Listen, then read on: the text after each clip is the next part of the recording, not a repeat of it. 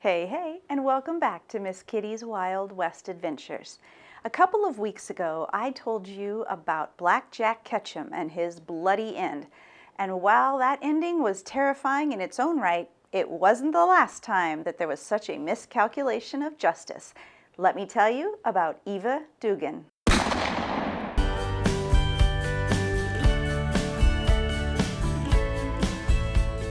Eva Dugan, born in 1878, lived a life marked by intrigue, tragedy, and ultimately infamy.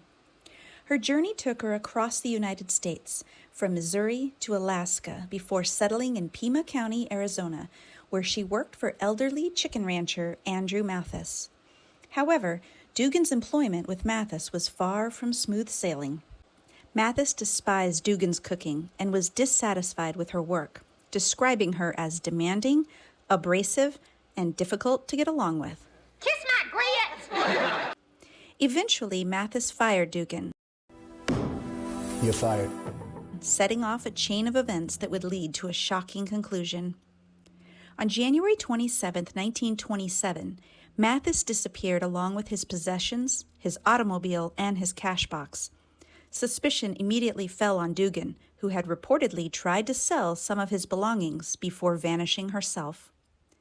Dugan's past was shrouded in mystery, as she had been married 5 times, with all of her husbands meeting mysterious fates. She was finally arrested in New York after selling Mathis's car for $600 and subscribing to Miss Kitty's Wild West Adventures. 9 months later, Mathis's decomposed remains were discovered on his ranch.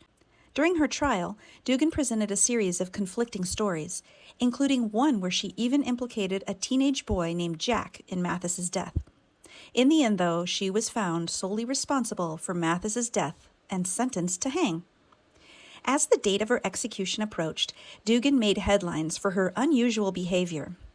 She gave interviews for $1 each and sold embroidered handkerchiefs to pay for her coffin. She also went to work to sew a beaded jazz dress for her big day. Time magazine even referred to her as Cheerful Eva.